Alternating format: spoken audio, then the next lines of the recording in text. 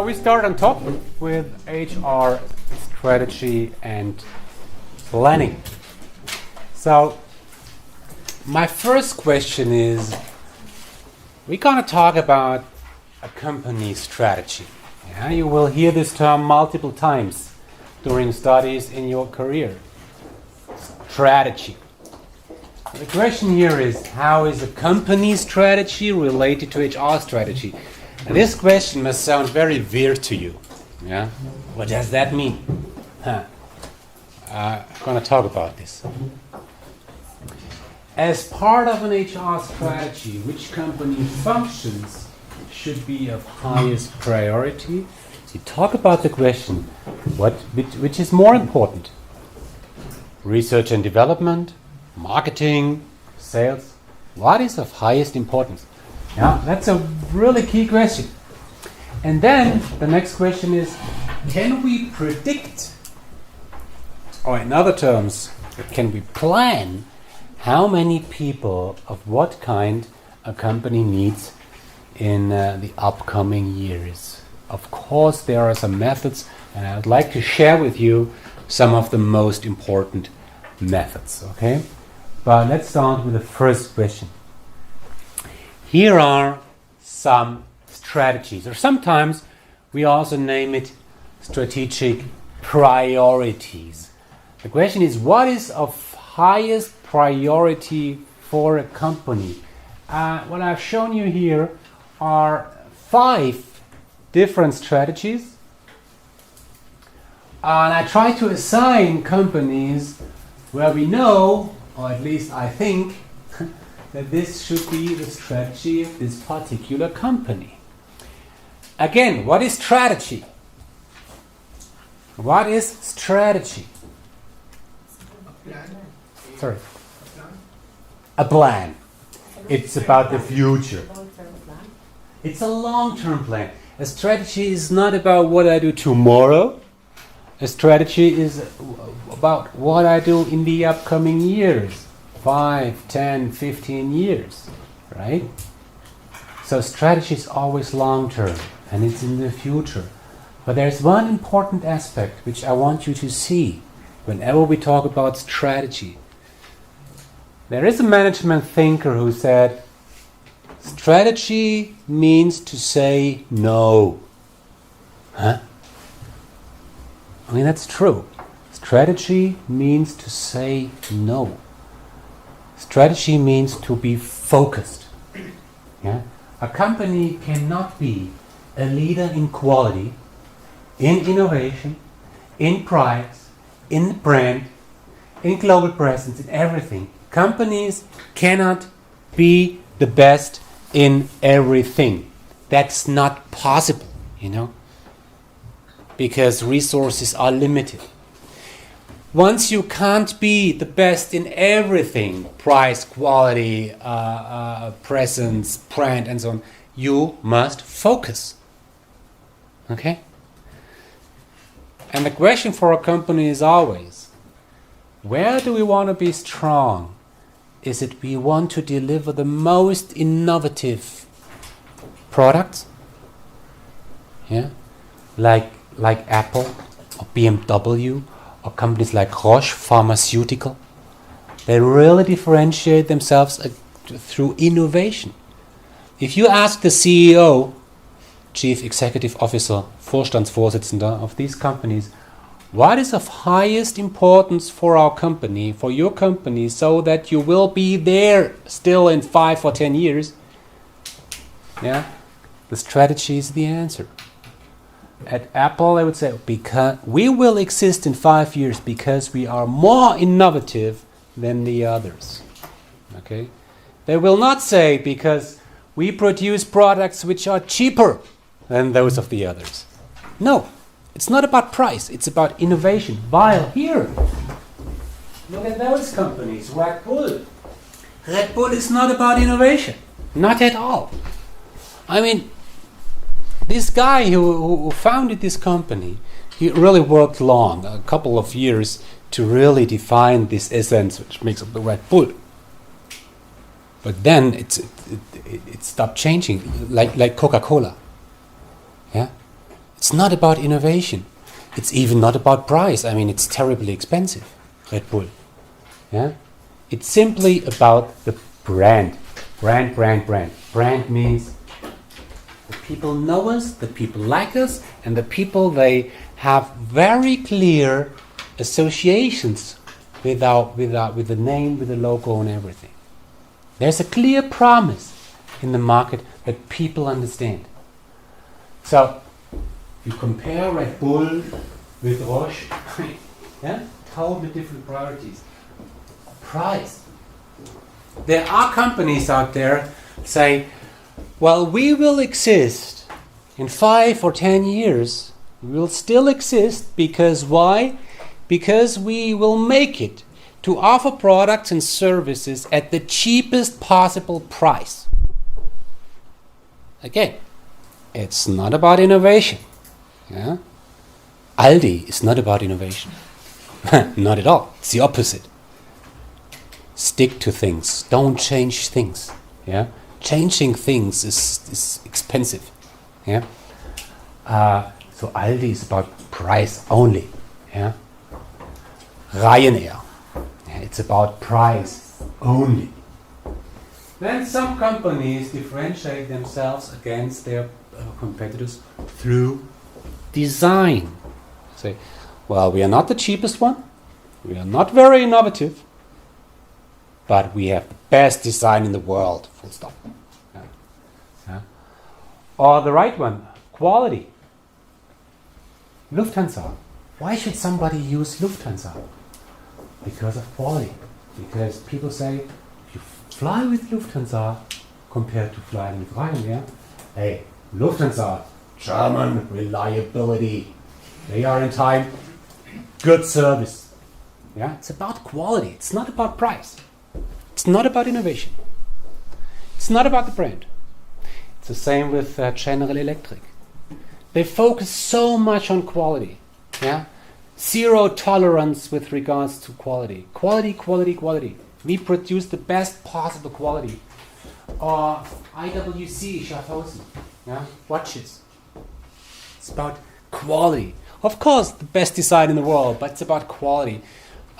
You buy this watch one time in your life, and the upcoming generation can use it. It's not damageable. It's perfect, precise. Yeah. Expensive. Yeah. So what I want to show you here is, whenever we talk about strategy, it's about the question: what is of highest importance for the company's future?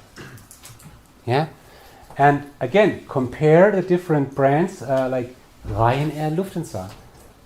Same industry, but different priorities. Here's the question. Is there a possibility that a company has to have like 2 of these topics to be like the best? Yeah. There is.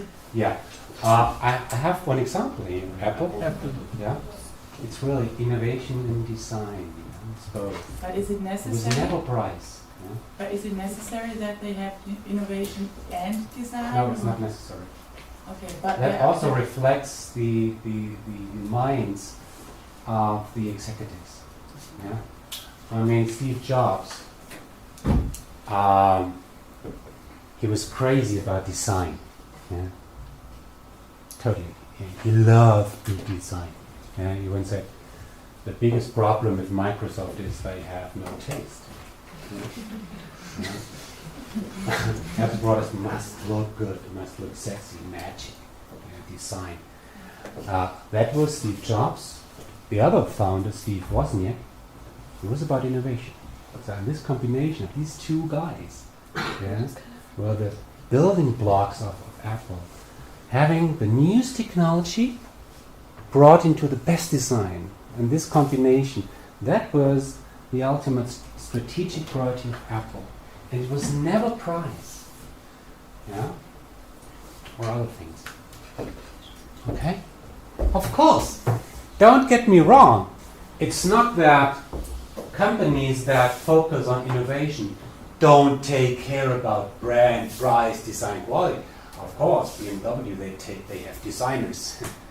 But it's It's if you ask a executive at BMW, why should somebody buy BMW and not Mercedes? They will never ever say because of the design. They will say, yes, the design of our car is perfect, but that's not the ultimate reason. Yeah?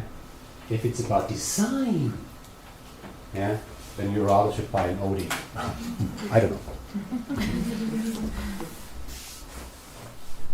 So, the first point is that you understand this term strategy. You can have an entire lecture about strategy, but that's enough for us now.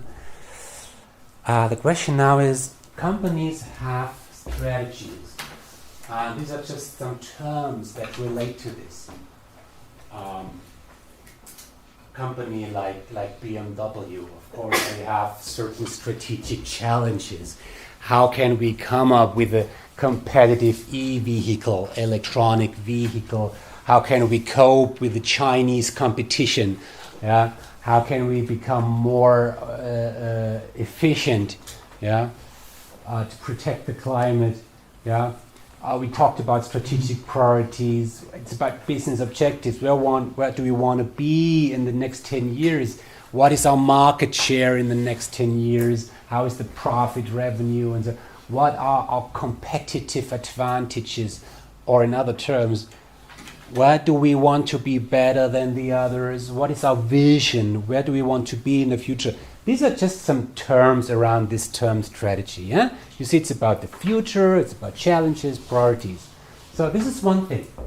The question now is, what does that mean for the people? Okay?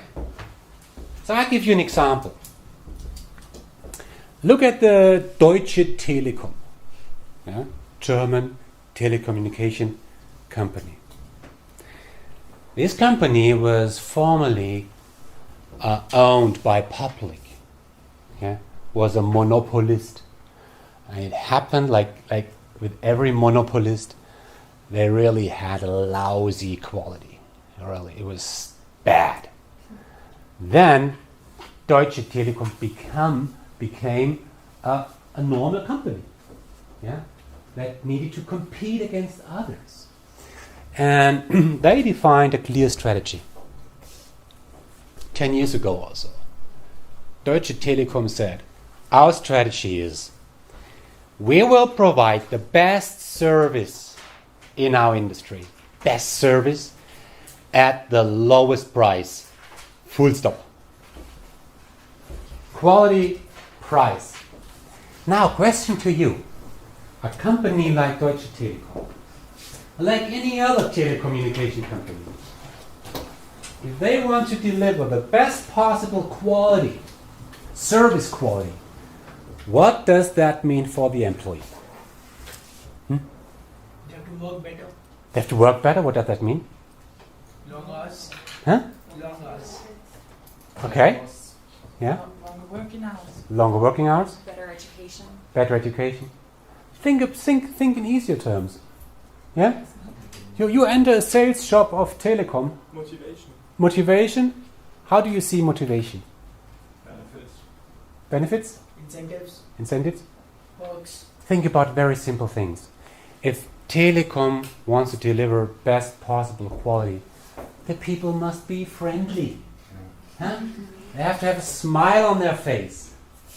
They must respond fastly. Yeah?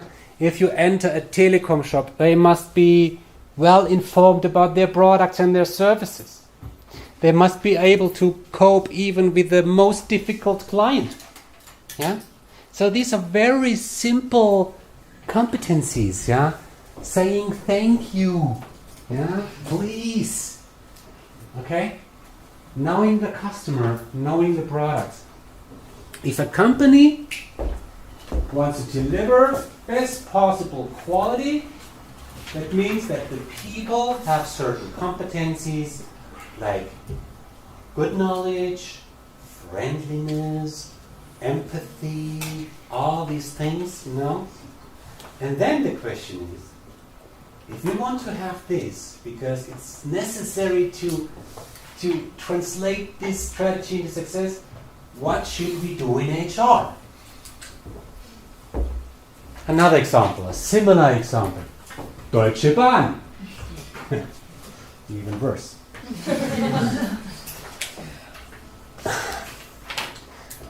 Deutsche Bahn, 20 years ago, driving with a train, that was a mess. Yeah? Well, there was no thank you. Thank you for choosing Deutsche Bahn. Thank you for traveling with. Yeah? Yeah. Thank you for traveling. There was no thank you, no please, nothing. That was really worse. Yeah. When the train finished, the message was alles aussteigen. It's wrong. It means alle aussteigen. Alles aussteigen. All out. You know, there was a German term used by the Deutsche Bahn people. It was not the guest. You were a Beförderungsfall. A logistic case, so to speak. It's really worse. So, the Deutsche Bahn really did a lot to say, well, we want to compete in the market, we have to increase our service quality. So that means for the people that they have to be motivated to be friendly. They have to be able to be friendly. Yeah? They want to be friendly, they can be friendly. Very simple. During the World Championship in soccer, the Deutsche Bahn said, well, we have a lot of thousands, millions of foreign guests traveling in our trains. So, the people in the train, our employees, must be able to speak English. Yeah? Since then, you hear this message, thank you for traveling with Deutsche Bahn. Before 2006, there was no English message. It started in 2006 with the World Championship. That meant, so the message here was, we have to have employees which are able to speak English. That meant, on HR side, human resource management, that they had to train 50,000 people in speaking English. Okay? Now you see the linkage, and this is just one simple example. Here is a strategy. Here's the question, what does that mean for the people? What do we have to do to have these employees which we have to have at the end of the day? So, your exercise is really for the preparation of the exam. Take any company you like, yeah? McDonald's, Google, ThyssenKrupp, I don't care, and think about what is the strategy of this company. And if this is the strategy of the company, what does that mean for the people? And if this is what it means for the people, what must HR have to do in terms of training, development, recruiting, maybe layoffs, or other things? Sorry, but may I ask you to check the room? Yeah, sure. Thank you. Okay, got it? Question. Does Please. it have to be a company that went from bad to good? Like there's No. Any. It applies for any company in the world.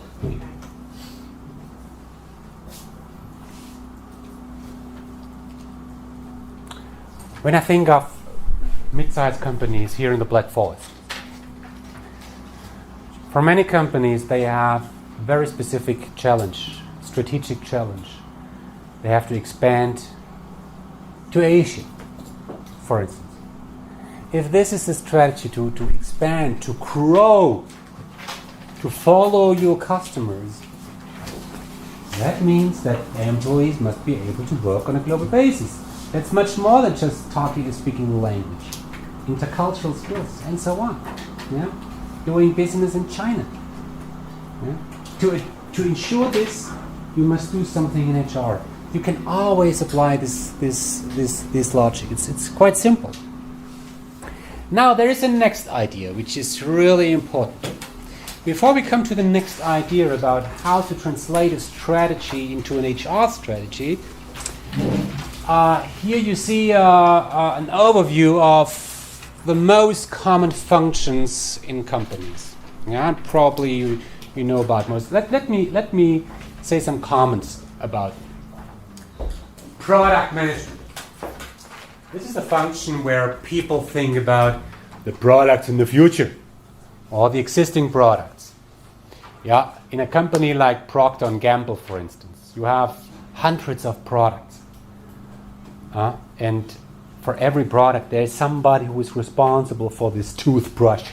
Yeah? Okay? So product management is about thinking, what should we do in the future? Which products will be successful in the market? Which are demanded? And so on. And then we have R&D, which means research and development. Forschung und Entwicklung. Research and development.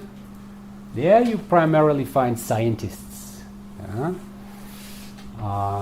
In BMW you have a huge R&D department.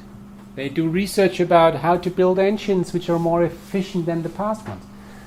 Yeah? Or in the pharmaceutical industry you have a lot of researchers. Okay? And then design. Yeah? How must the product look like? And then production planning. How do we produce it? Where do we produce the product? Yeah, and then the actual production and engineering, where the products are produced. And then we have marketing. Okay, some would say marketing must be at the beginning. We don't care. Marketing, the 4 Ps. What is the price of the product? How to promote the product, and all these things. And then, of course, sales. Yeah, you have to sell the product. Not only doing marketing, communicate, but to sell it, to distribute it. Yeah. And for the bigger clients, we have something which we call a key account management. Key account management. A key account is a very big, important client. Yeah. And there are key account managers taking care for the relationship to these very important clients. And then we have service and support. You have problems with your car, okay, call the service and support department. Hotline, call centers. And there are some functions which support these core functions. Quality management, yeah, IT, controlling, accounting, you know better what that is. HR, of course, facility, public relations, communications, purchase. Yeah, Einkauf, purchase. They take care of the purchasing products, material, production, machines, materials, and everything. Logistics. And above all, we have management. Now, I don't care whether or not you understand these different functions. Yeah. My question is, what is the most important function? Don't say HR. It's definitely not. Huh? Research and development, yes, of course. Research and development is the most important department because if they don't do well, I mean, you cannot be innovative. You will not come up with the latest products. You cannot compete with innovative products. Yeah, so R&D is the most important function. Do you all agree? Actually, this is different. Like, if we went back to the strategy, then we will see that for Red Bull, R&D are nothing because it's not needed. Actually, what is needed is something else, maybe marketing. So I think it just depends on the company. Mm-hmm. So it's not like there is no function that I can say that this is the most important function. No? Nope. No? Nope. Not for me. Sir? You can't make the Red Bull from scratch without research. Yes, you don't have the Red Bull without research and development. Yeah, well, actually, but a function is something that works not only for one time, that works all the time. Oh, you're right. They have to function, you know. They can get rid of this particular function. Yeah. I would say marketing is quite important, because even if you have the most useless product in the world, if you have the right marketing, the right commercial, you Yes. can sell anything. Yes. So, if you have the best product in the world, if you don't have a proper marketing, you lose. Yeah, of course. Yeah. Or even if you have a lousy product with a good marketing, you still can win. Yeah? Yes, of course. Marketing is the most important function. You suffer.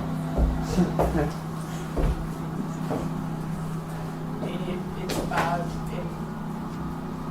like a timetable, like the importance of the single like RD The or life design. cycle, in the life cycle of a product, different Yes. functions become More higher importance. That's interesting. Right? It's very differentiated. You move like this. Yeah. At some point, R&D is the most important. But then, if they got that job, and then the job well, production planning is the most important. So it's yeah.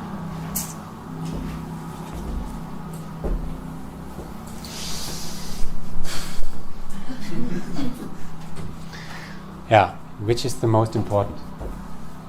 You also can say it's a silly question, because every function is important. If a function is not important, it wouldn't be there. And can you imagine a company like BMW without design? Can you imagine a company like BMW without IT? No. Without purchase? No. You have to have all these functions. It's a silly question to think about what is the most important. They're all important. That's a perspective. But you can also say it could be that everything is of equal importance. So there must be something which is more important than the rest. I guess we could categorize the core functions as being vital and not so vital. Research and development obviously is vital. If you don't have a seed, let's say, or you need to start with something, and you can live without marketing, your product's going to suck, it's not going to sell, but you're still going to have something to sell. So I guess research and development, in my opinion, definitely starts the chain of importance and continues on with other things that we may or may not live with. Okay, good, very good. I agree. I think even for marketing, we need to do research first, like which is our target group and all, like what type of product do we need to deliver to them. And First comes R&D R&D. and marketing, yeah. But without even the only so-called supportive functions like IT, R&D couldn't even start That's right. working. That's why IT is the most important function. Because with IT, you take care for the, let's say, the nerve system of a company. Yeah? Shut down IT, and the company will stuck. Yeah? Well, I would say another most important function is the production, because if you don't have Yes. anything to sell, then Thank you. why would you need marketing Thank and you. IT and everything else if you didn't produce anything for people to buy? Absolutely. You have a wonderful R&D, wonderful marketing. Hey, somebody has to produce this stuff. Yeah? If you don't have this production, manufacturing, assembly, you can forget about the rest. Somebody has to produce this car. Yeah? And this is where the value is created in the production, not on the paper and not on the ad. It's in the production. You're right. That's why production is the most important function. Totally confused. Now, let's stop this here. I think you really got the point. Yeah? It depends on the strategy. Yeah? And this is something I really want you to see. We spoke about strategy, different strategic priorities. There is a company which is focused on innovation. If innovation is the strategic priority of a company, which function is the most important one? R&D. If it is brand, which function? Design. Design, marketing. Marketing. If it is price, sales, yeah. Product planning. Purchase, right. If you can purchase the material and the machine at a cheap price, low price, then you can sell your products at a low price. Yeah, absolutely. If you look at Aldi, they must have a strong purchase department. Yeah. The best purchasers in the world, maybe. Okay, so this is something which I want you really to understand, and this leads me to this last slide for today. And you must understand this slide; it's key. What we spoke about in the last half an hour was there are functions in companies which are of high strategic relevance, and there are functions which are of low strategic relevance. Again, what does that mean? You focus on innovation. Innovation is your highest priority. Then R&D is of highest strategic relevance, while the others are of lower strategic relevance. You have to have these. You have to have IT. You have to have logistics and all these things, maybe. But it's not so important. Yeah? Or in other terms, the question is really, where do you have to have maybe the best people in the market? In R&D or in marketing? In design, production? Yeah? Where do you have to have the best people? And where do you have to have good people? Okay? This is this dimension. And I really want you that I give you a name of a company, a well-known company. This was a question in the exam, by the way. Yeah? The question was something like Audi. Yeah? What might be a key function at Audi? Which function at Audi is of highest priority? Please argue. You have to understand the strategy then. What is important to this company? And then tell which function is of highest importance. This is something you should be able to do. Quality. Yeah? Quality, for instance. Whether it's right or wrong, you have to be able to argue. Okay? So that I can see that you have understood this idea. So, there is the other dimension, which is talent availability. Availability of where? In the labor market. Arbeitsmarkt. Yeah? How easy is it to find somebody for purchase? How easy is it to find somebody for R&D, for marketing? Yeah? So, these circles here, they represent functions. Right? So, as you can see now, there are some functions which are on the right side, maybe on top. And those are functions which are absolutely critical for the company. At the same time, the availability of people is low on top. Yeah? It's hard to find people for this function, while the function is absolutely critical. Roche is focusing on innovation. Yeah?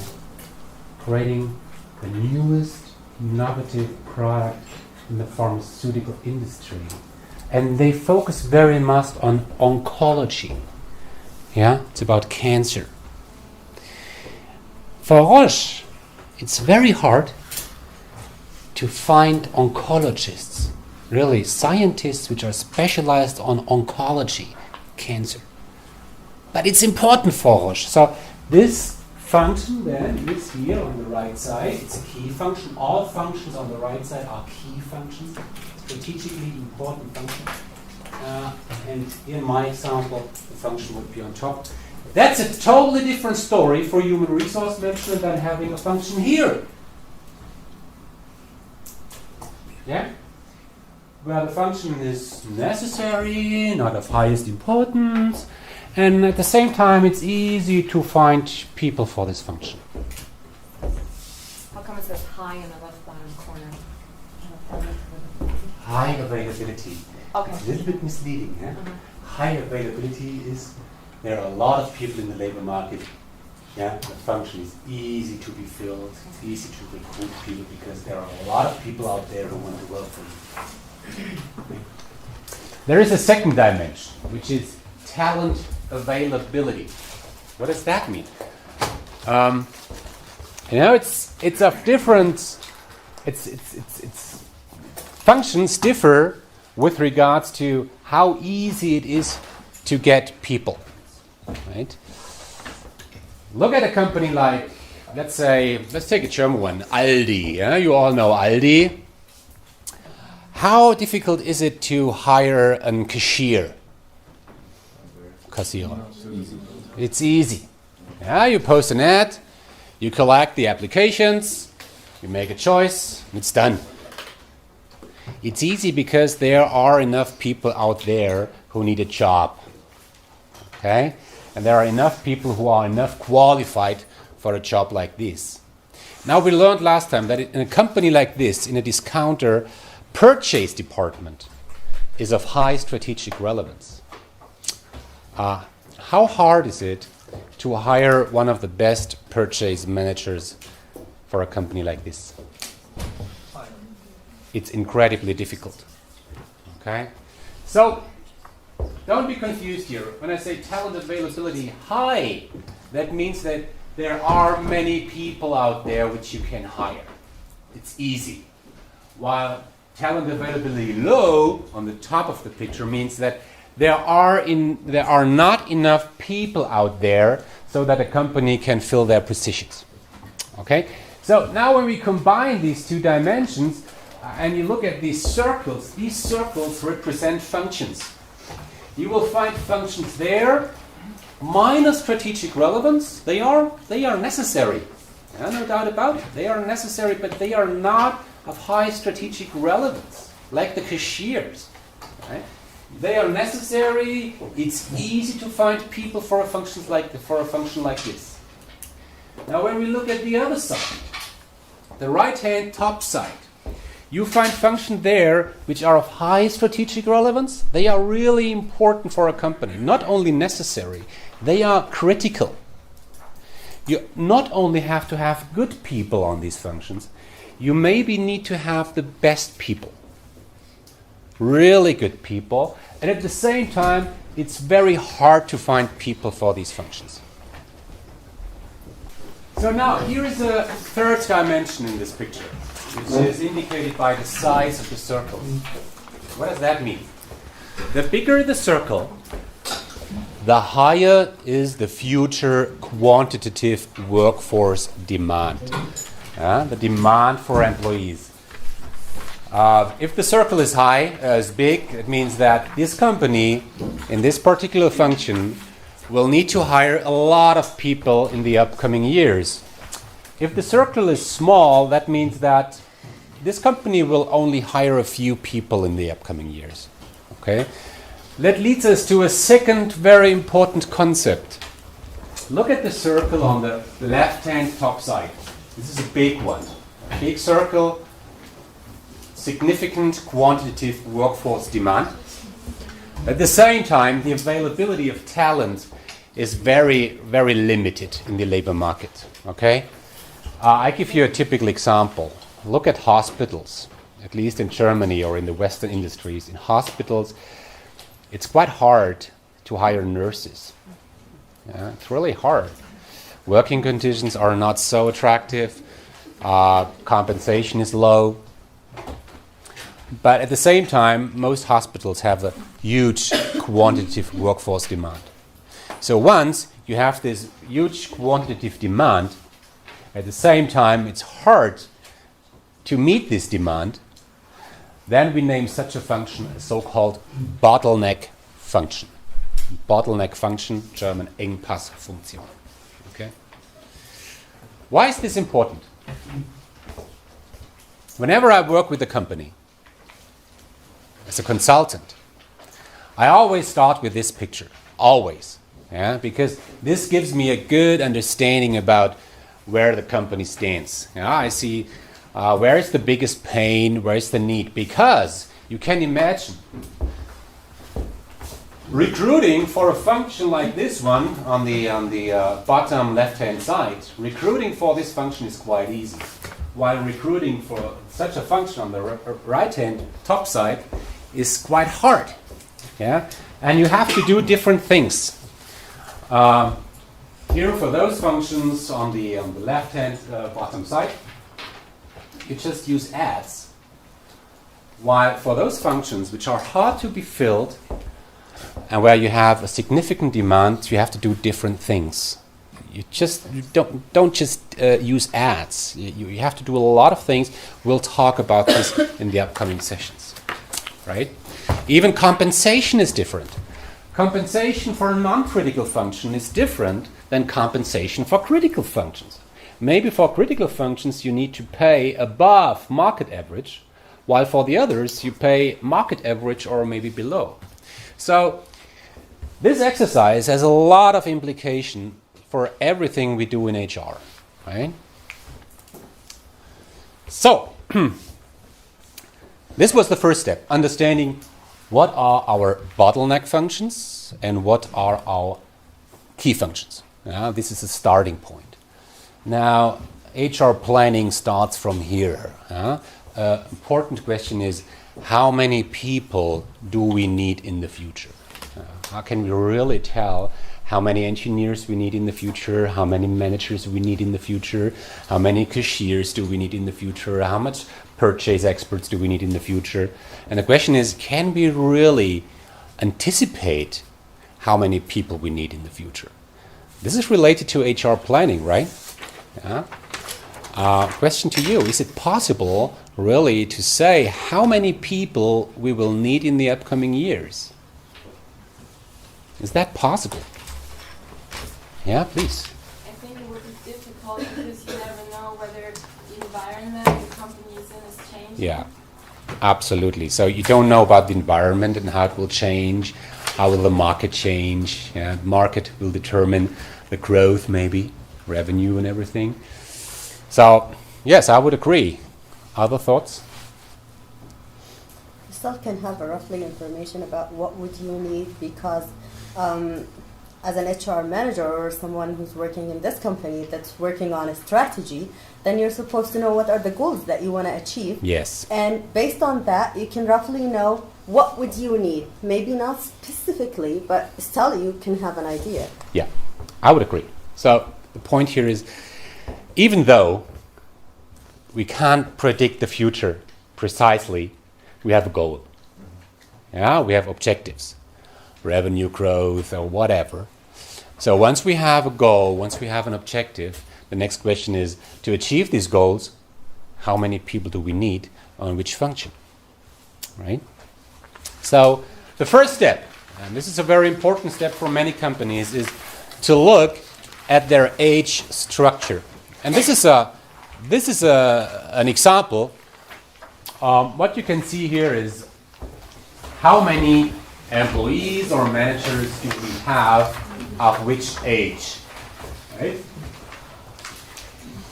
Here I made difference between the employees, the gray bars, and the managers, the red bars.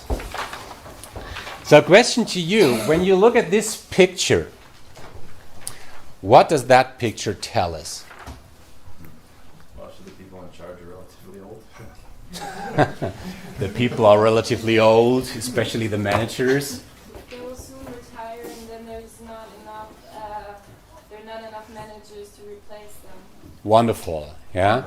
What we can tell from this picture, now look five years into the future or 10 years into the future, you can exactly tell how many managers, how many employees will retire. Huh? That's an easy game, or you can easily make such an age structure analysis, and you can easily tell what will happen in the upcoming years. So this is point one. Is there anything else from which we can determine the future demand? So one thing is we will lose people because of retirement. Is there anything else?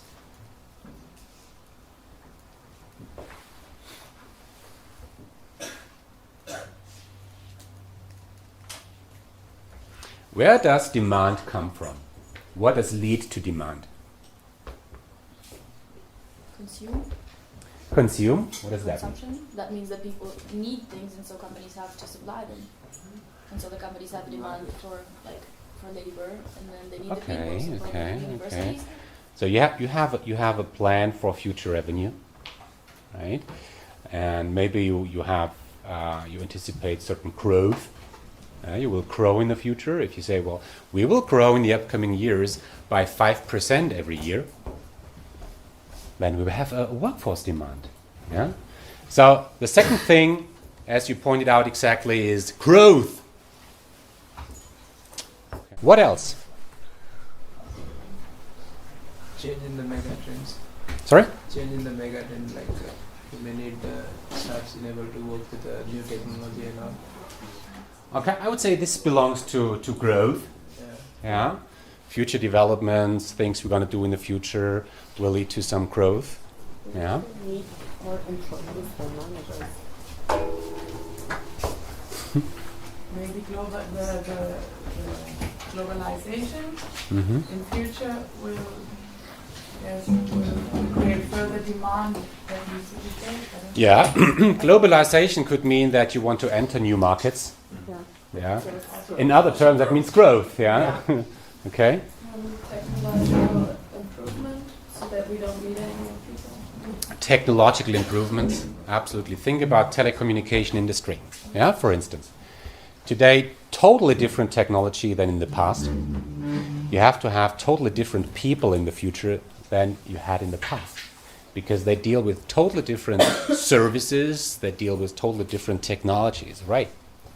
I think here we will need to hire more employees than even managers, even though the chart says that we still have employees but not a lot of managers, because people are going to promote from one stage to another, so probably we will have a lot of new people who we prepare to be managers but not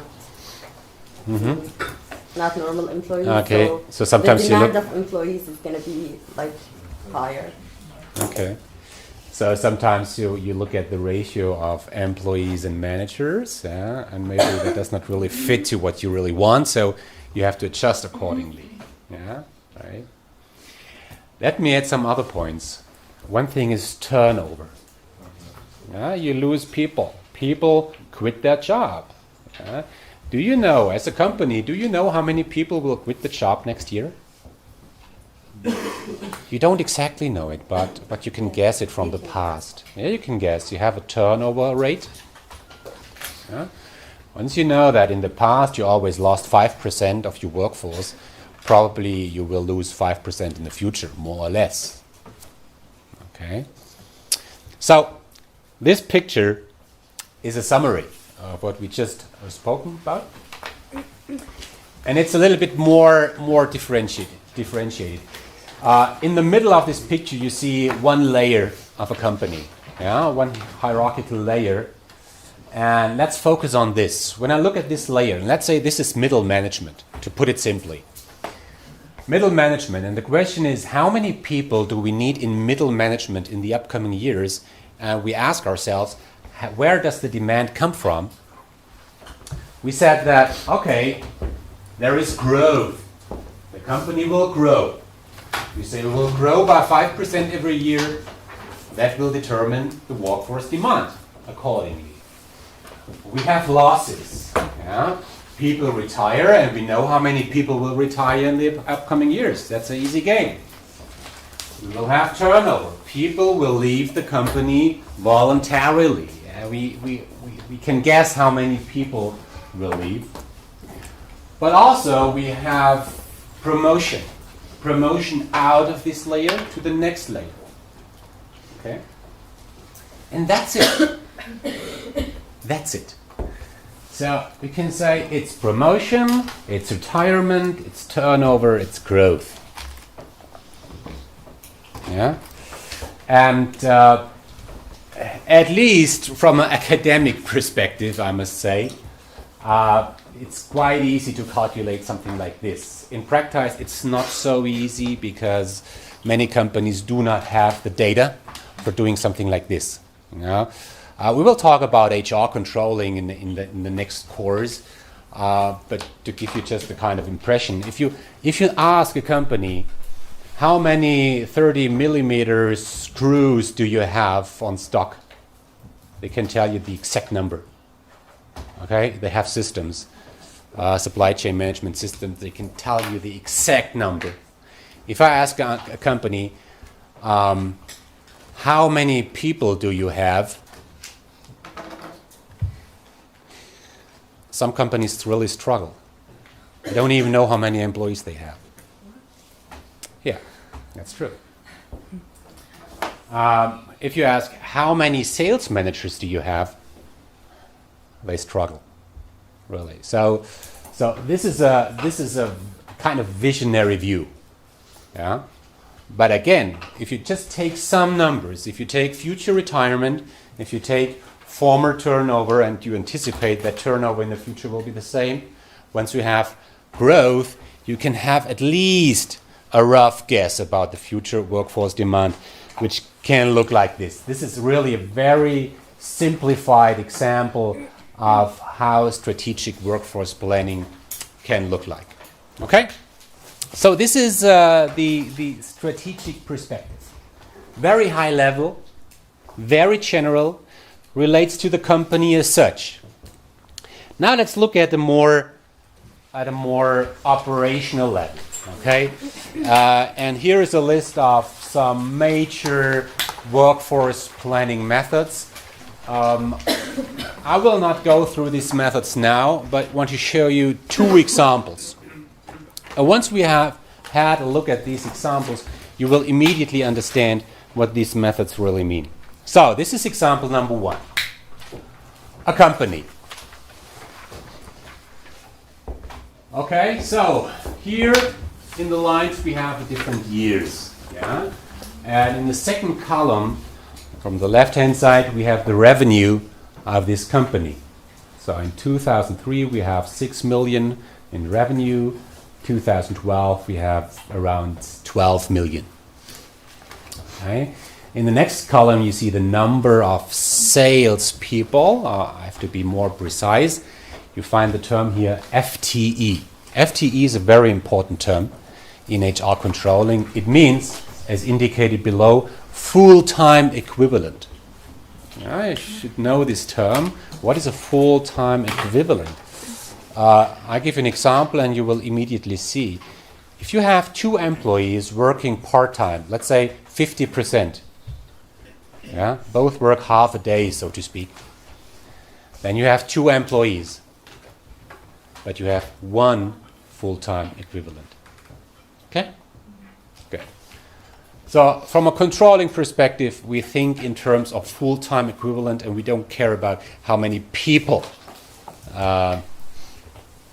these are. Okay? So here's the number of sales FTE, and from there we can easily calculate the revenue per sales FTE. This is simply revenue divided by the number of salespeople, sales FTE, to be more precise. Okay?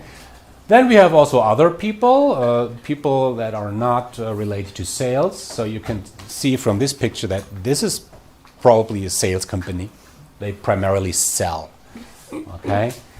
So then we have the total number of FTE, which is simply the number of salespeople added by the others, and the number of managers.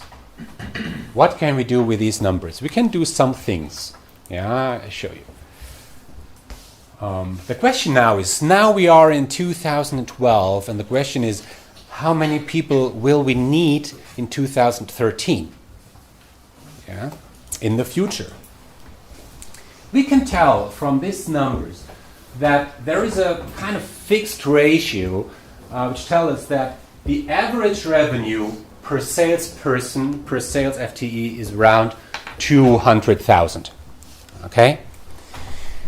When we look at the revenue growth in the past, we can see that revenue growth is about 8% every year.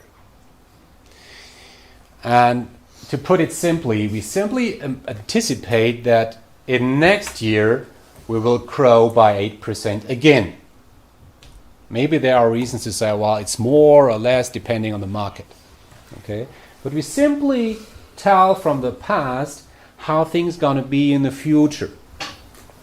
Okay. So if revenue growth is 8%, then revenue in 2013 will be around 13 million. Okay? And now from this ratio, average revenue per sales FTE, we can tell that we will probably need 65 sales FTE. Now we have 60, so we need 5 additional FTE. That's easy, okay? That's a very simple statistical method to anticipate the future. There are some more things in this picture. Look at the number of managers, the right-hand column. We can tell from these numbers that there is a span of control in this company, which is around 7. Span of control. What does that mean? It's the number of managers. It's the number of employees divided by the number of managers, to put it very simply. Yeah, it's the span of control. Tell us how many employees report to one manager. Okay, so if the span of control is low, then each manager has to take care only about a few people. If span of control is big, managers have to deal with a lot of people in their team. What is better? Smaller team. Smaller team. Okay, why? Because it's easier to communicate. Yes, it's easier to communicate. Communicate. Yeah, it's easier to treat the people fairly. Yeah. What is the down? Yeah. It's expensive though, there are so many managers. Oh yes, it's expensive. You have a lot of managers. If you have a small span of control, you need to have a lot of managers. And as we learned, we should have less. Yeah. What is the other downside of a small span of control? More managers, right? Too many teams. Too many teams. Many That means- teams. Yeah, Yeah. that means that Yeah. the coordination between these teams is going to be Yes. really hard. Going to be a mess. Dealing with a lot of teams. Also, the hierarchy. You have a lot of hierarchical levels once you have a small span of control, right? Many levels, yeah. And that means that the communication from the bottom to the top is much more hard than having limited levels. Yeah? Once the distance from the bottom level to the top level is smaller. Okay, so there is no clear answer which is better. Small span of control, a big span of control. Okay, here we have 7. So we can tell from the number of required people how many managers we need. In 2012, we had 11 managers. Next year, we're going to have probably 85 people, so we have to have 1 manager more. Very simple. Very, very simple. Okay? Next example. The question here is, how many people do we need to run an Italian restaurant, pizzeria? Okay. And that's a real question. And in a recent exam, I asked the question, how many people do you need to run a McDonald's restaurant? Yeah. There was one student who said, well, I know it, I worked there, it's 12. This is not what I expect, you know. It's I don't care how many people work in a McDonald's restaurant. I care whether you can really calculate this. Can you guess it? And when we talk about workforce planning from a professional point of view, I want you to see that you can use some methods, that you can work with some assumptions to calculate this number. Okay? So let's simply do this by using a method which is named the task analysis. So the first thing is, what we do is we have some assumptions. Some really simple assumptions. And here my assumption are we have 200 guests per day. Okay? I don't know whether this is valid, reliable or not. Just let's simply assume this, okay? We have 3 guests per table on average. So we have 67 tables per day. The restaurant opens 15 hours a day. And I assume that every guest on average has 2 drinks. So from there, I can easily tell how many times we have to do which task. Now we have some core tasks. 67 times we have to prepare a table. 67 times we have to take an order. Because I assume that every guest will eat in pizza, we have to prepare 200 pizzas. Billing. 67 times. We have to chat with the people 67 times. And we have to prepare 400 drinks. Now the next step is I simply look at how much time do we need per task. So how much time does it need to prepare a table? Well, I would say 2 minutes. How much time does it take to take an order? 3 minutes. Prepare a pizza, 4 minutes. It's not the total time for preparing a pizza. It's really only the work time. Yeah, maybe 4 minutes, and so on. So multiplying the number of tasks by the duration per task will lead us to the right-hand column, duration in hours. So 2 hours preparing table, 13 hours for preparing pizza, and so on. So in total, 28 hours. But people in an Italian restaurant, they not only do the core tasks, they do some additional tasks. They have breaks. The question is whether this is a task, but it happens. Right? We have breaks, some administrative tasks, counting the money and so on. Right? Miscellaneous things, 20%. Just guessing. So on top to the 28 hours, we have 10 hours. In total, 38 hours. Working hours per day are 8 hours per FTE, so to speak, which lead us to total 47 full-time equivalent. Simply 38 hours divided by 8. So if you ask me, how many people do you need to run an Italian restaurant? This is the answer.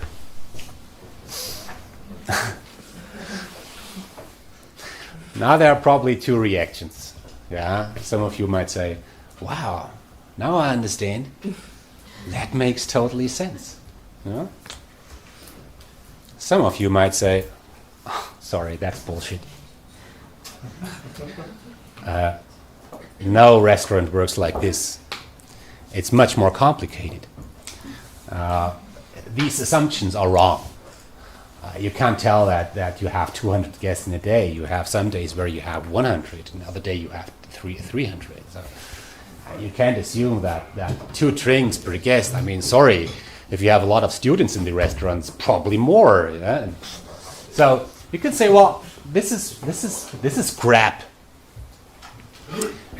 Probably the truth is somewhere in between. Yeah? It's much better than just guessing. Yeah? If you ask an HR director, how many people do we need for running an Italian restaurant? They say, well, I don't know. 8? 4? I don't know. Let's say 6. No? Oh. Nobody would rely on this HR director. But as soon as you use some assumptions, some calculations, it will lead to certain numbers. On top of this, you can say, well, we assume this, knowing that this is not really precise, so to be safe, just add 20% on this, and then we're going to be safe. Okay? In practice, you do workforce planning like this. You do it when you plan the workforce demand for projects. You simply look at what will be the task, How much time do we need for these tasks? And then you come to an answer. Now, let me flip back to this small boring slide. We have talked through all these methods. The first one are the leading indicators. What is that? A leading indicator is a fixed ratio between performance and the workforce demand. Right? It's we have so many employees, there is a span of control which says that we have 7 employees per manager. If we have 70 employees, we have to have 10 managers.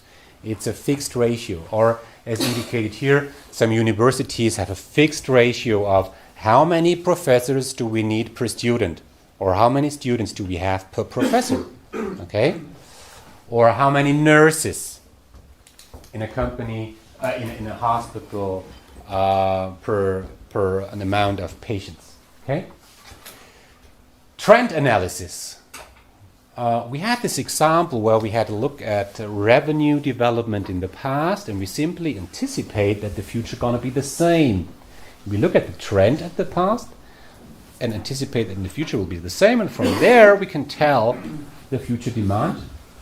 The Italian restaurant example was about a task analysis, looking at the tasks, analyze how much time the different tasks will require, and from there we calculate the workforce demand.